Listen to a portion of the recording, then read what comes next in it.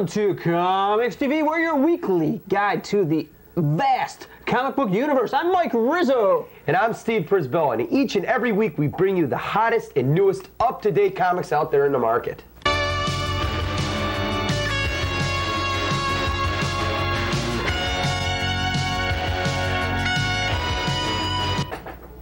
Skybox announced today that it will produce only 3,975 10-box cases of Ultraverse 2 Origins trading cards, and individually numbered each case to prove it.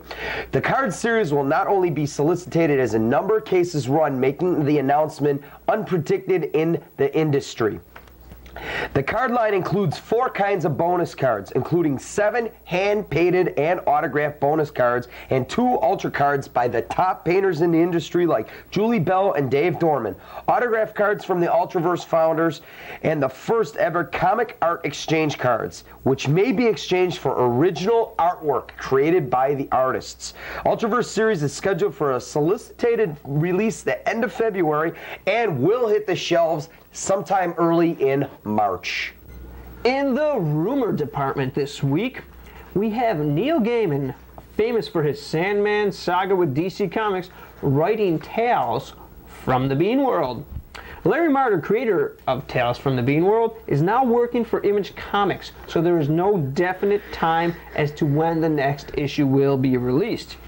Gaiman, if he does write this, will provide a new twist with his varied storytelling.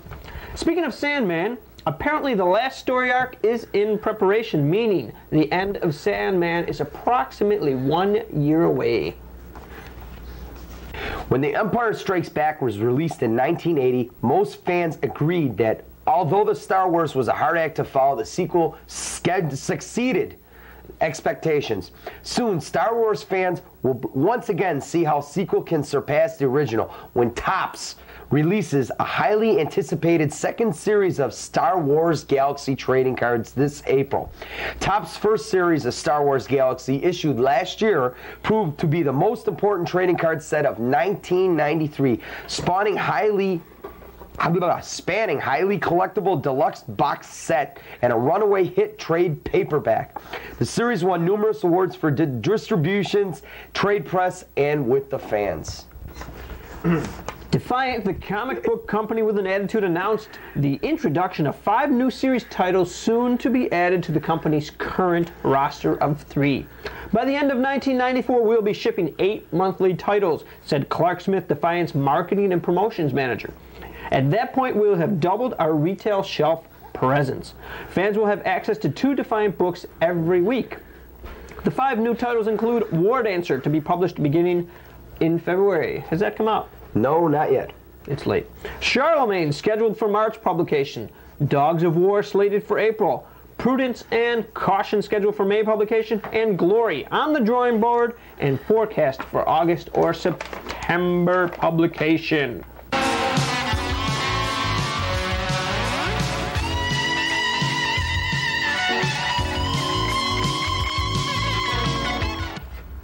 Like each and every week I do, I give you and bring you up to date on the mainstream reviews. For this week, I'm starting out with The Shroud, #2 by Marvel. Mike Barr is the writer, Malcolm Jones is the artist. Cost is $1.75 from Marvel. Malcolm X. This is a new series from Marvel, another new hero called The Shroud, just like every other hero.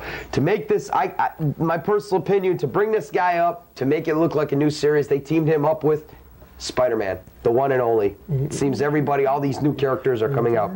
This story deals with the Shroud fights the Scorpion. Of course, he beats him like usual. He uses some ingenuity and beats him. And the Shroud ends up capturing Scorpion, bringing him back to his secret lab like every new superhero has, putting him on a virtual reality machine concept that Scorpion thinks he's actually in a room with a huge 17-foot real-life scorpion that stings him and he's going to die, and he squeals who sent him and this and that and everything. It's a typical, basic Marvel brand new superhero story. It's plain and simple. The story in this one, I got to say, was pretty good. The dialogue was poor to good. It kept your reading up, but the art level in this was poor to good. It was drawn very, very plain. Interest level in this, there were certain parts that kept it up very good. Kept it up very, very good. We're getting thunder. Action level in this was poor to good. Realism in this was good. Humor in this was very poor. There's a lot of very, very bad puns in this book. Color in this, poor. This was... If Ken keeps making an appearance, I'm going to have the Shroud beat the hell out of him. The color in this was very poor. Target audience in this, I would have to put a question mark next to that one. I don't know if anybody would really want to make this one of their series to collect. This is like a spin-off of Darkhawk, one of those deals. And overall grade on this one, poor to good. I would definitely skip over this one if I were you. If you're a Marvel collector and you want to check it out, well, that's just my opinion. For my second book, Green Lantern Corps, number 4, annual, issue number 8 by DC. Now, the writer, there's 3 separate stories in this. The first story, Darwin McPherson, with a story named Close Encounters. Now, Darwin McPherson is from Buffalo. He works at Queen City Bookstore. Go see him. Tell him you've seen his book. Pick the book up. This one sells for $2.95. This has 3 separate stories. The best story in here, I got to admit, though, is called Yellow Belly, by with Lobo, which puts Lobo against Jack T. Chance, a outlaw Green Lantern Corporer on a prison scumlord planet. It was a lot of good fight scenes in this book. But in this book, they're actually exposing how the color yellow dissolves and takes care of the Green Lantern's powers. All 3 stories deal with it. Yellow is brought up in all 3 stories. It was not bad. It deals with a lot of Green Lantern Corps. It goes back. It's got different characters, not like the old days where you had one Green Lantern and then you had Green Lantern Corps where I believe there was 8 of them. But this one deals, it's got 3 different stories and a whole bunch of stuff. I really, really enjoyed this one. Like I said, Darwin McPherson's Close Encounter stories was very, very good. It's the first series, or the first story in this book. All 3 stories were good. The dialogue in it was very good. The art in it was very, very, very good. There's 3 different artists in here, and you can tell they're different styles, and it's very good. Interest level was good. Action level, very, very, very good to excellent. It was action almost on every page. Humor in this, hilarious. I mean, it's funny seeing some of the stuff that these guys do. Target audience, all DC collectors, and anybody in Buffalo that wants to see a Buffalo artist's story. Like I said, Darwin McPherson. Overall grade on this one is good to very good. I would highly recommend people to pick this one up. It's a very, very good book. And if you can still find it in the stores, go get it. Check it out. And that's it on my mainstream. And now we review to the independent reviews. Thank you, Steve. You're welcome, Michael.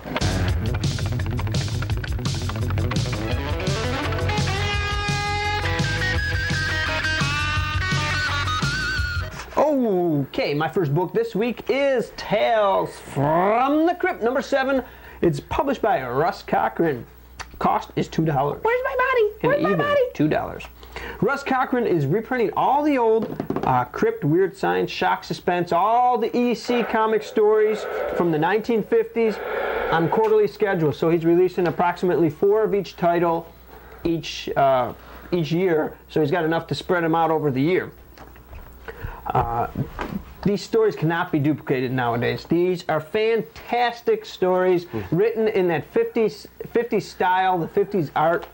Very, very good. The stories were done by, in this book, were done by Al Feldstein, Graham Ingalls, Jack Davis, and Johnny Craig. The stories, very good. Dialogue, very good. Art, very good. Everything about these is very good. The target audience, definitely crypt readers, horror comic readers, horror, anyone that likes classic comics. You can't get this type of stuff nowadays. It's definitely something, if you like this kind of thing, you should go and pick up now. Anyways, my second book this week is called E-Man. It's from Alpha Productions. Cost $2.75. Nicola Cutie is the writer.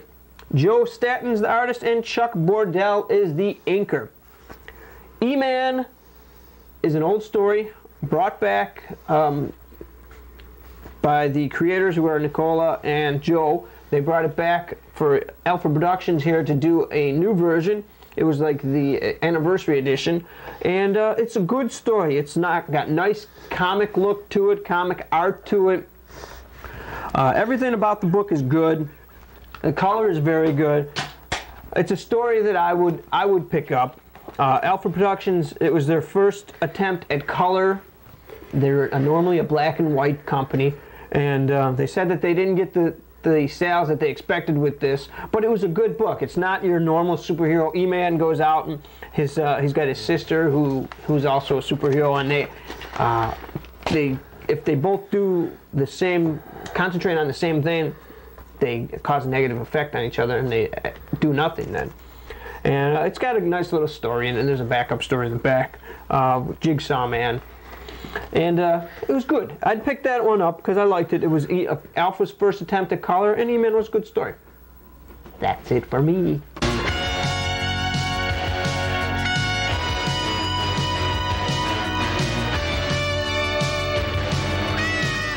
In staying with my fabulous card line, which I seem to do every week, I want to bring something up about this Superman Chromium card here. Not even Chromium, it's a foil stamped card.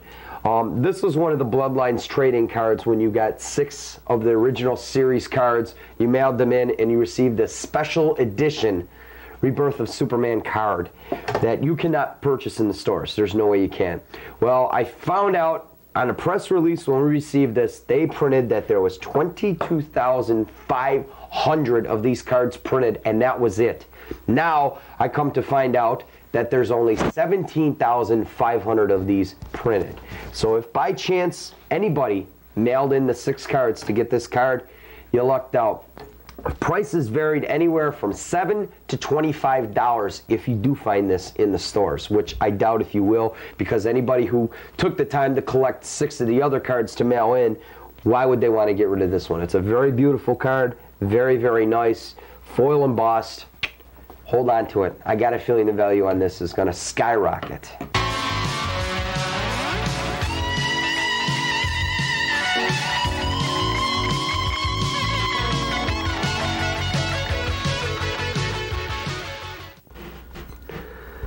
This is Dual Review. Each and every week, me and Michael read 2 books. We both review them and give you our views. Well, last week we had a disagreement on Speed Racer. This week we have 2 very, very interesting ones. We have Thumping Guts and Animal. We got good reviews today, so stay tuned. Okay, Thumping Guts is my book. It's issue number 1 from Kitchen Sink Press. Kevin Eastman is the writer and artist, along with Simon Bisley, who is the anchor, if you understood that. $2.95 is the cost. Well, Mental Head awakens and plans on killing everyone in his path. Meanwhile, a group of superheroes, they come to the rescue. That's the only thing I could figure out from this story. I don't know what the hell is going on in this story. I'll tell you what, the only thing I liked about this story was the color. Everything else, I gave a poor grade to it. The story is impossible to figure out. It's impossible to follow. Most of the panels are terrible. You can't figure out what's going on. Unfortunately, this is the second of Mr. Eastman's books that we've reviewed in the past month, and neither one of them I liked at all. It was very difficult to follow. Couldn't decipher it. Thumbs down. Sorry. You're a rich boy anyways. What do you think about it? Okay.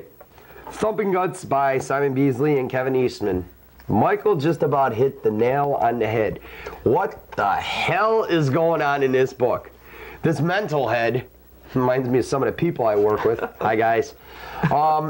This Mental Head comes back to life, goes kicking the living hell out of all these superheroes until this baboon comes along at the end of the book. Next thing you know, this baboon and his buddies, some guy that's got razor clamps on his hand and some other weird looking thing, baboon. If you look at some of these people, this guy, he looks a lot like Batman. With Wolverine body. Wolverine body. I don't know what she's... This guy looks like Evil Ernie. They all got some look to... Yeah, this guy looks like, the baboon. Like I said, a couple guys I work with. And this book was seriously useless. I liked Melting Pot.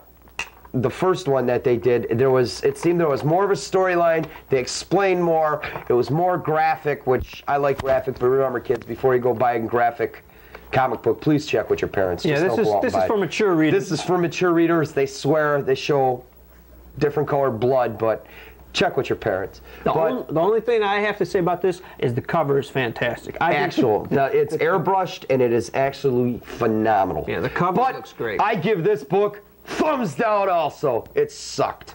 Plain and simple. Okay, now for my book, kiddies. I am doing Anima, or as Mike says, Enema. Anima, #1 by DC. Paul Whitcover is the writer. Cost is $1.75. This one deals with Anima and her psychogenetic twin Animus.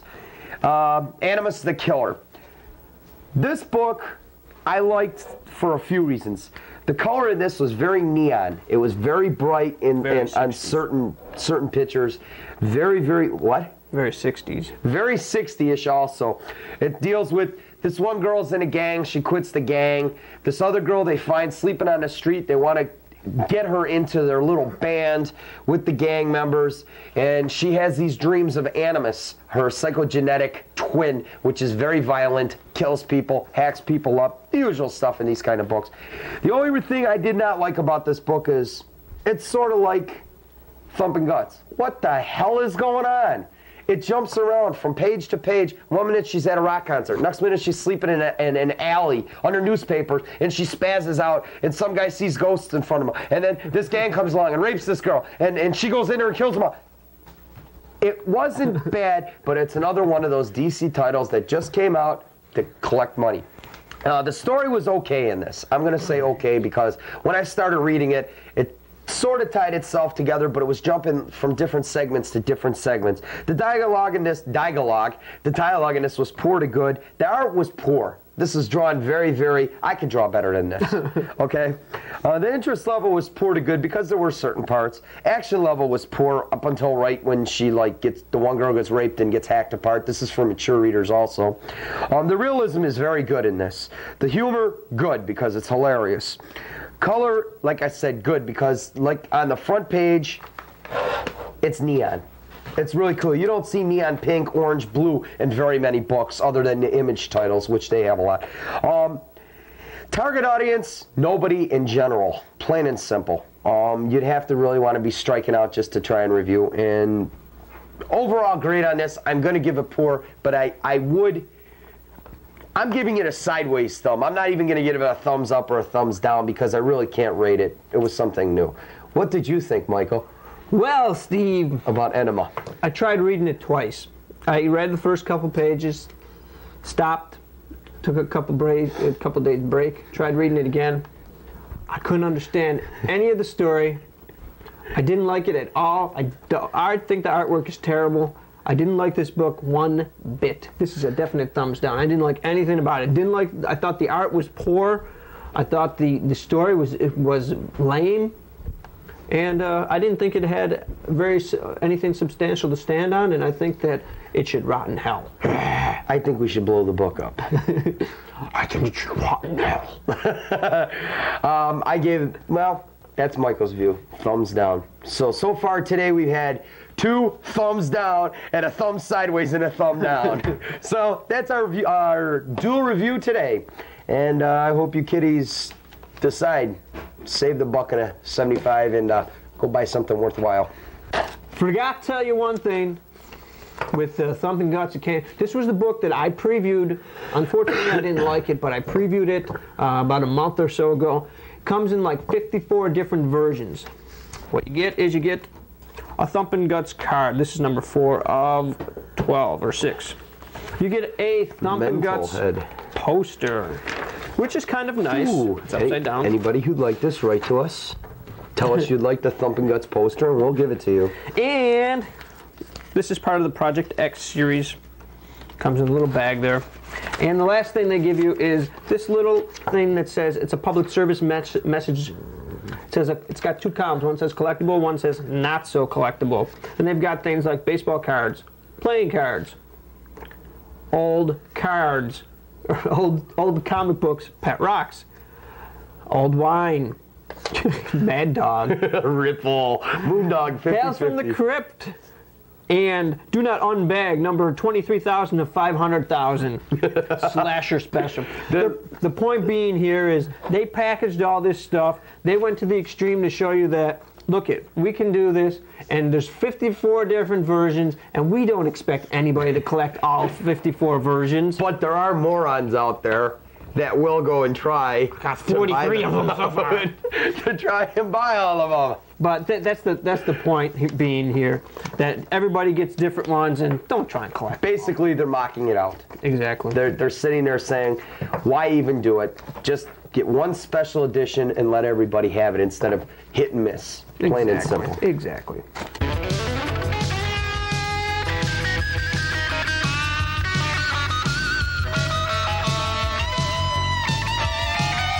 All right, this week in the Comic Book Hall of Fame, we've got Whiz Comics, number 2, dated February 1940. It's from Fawcett Publications. After Action Comics, this is the most significant of all hero adventure anthologies. It was a late entry from Fawcett into the comic book market. The origin and first appearance of Captain Marvel appeared in this book, with humor hero par excellence. The most accessible of Miracle Men came from behind to eclipse the competition's best. He also founded the industry's first character dynasty, which included Marvel's Junior, Mary, and Bunny. Junior. A tactic that would prove as fundamental to comics merchandising as DC's Hero Team concept did. This landmark first issue also introduced such secondary stalwarts as Sirvana, Old Shazam, Spy Smasher, who is the definitive aviator / mystery man, and Ibis, the Invincible, the most memorable of comic book sorcerers. This was the flagship title of the Fawcett line and a perennial favorite for 13 years. Captain Marvel formerly was Captain Thunder and was created by Bill Parker and written by C.C. Beck. As with some other titles, a reprint from DC Comics in 1974 in oversized has been sold with the cover removed as the original. Without the cover, this reprint is worthless. In good condition, Whiz Comics number 2 is worth $4,200. In near mint, ding, it is worth $42,000. That's right. It is estimated that 100 copies exist, with only three in near mint to mint condition. The only mint copy sold in 1990 for $74,000 cash and trade. That's it for Comic Book Hall of Fame this week. Stay tuned next week for another one.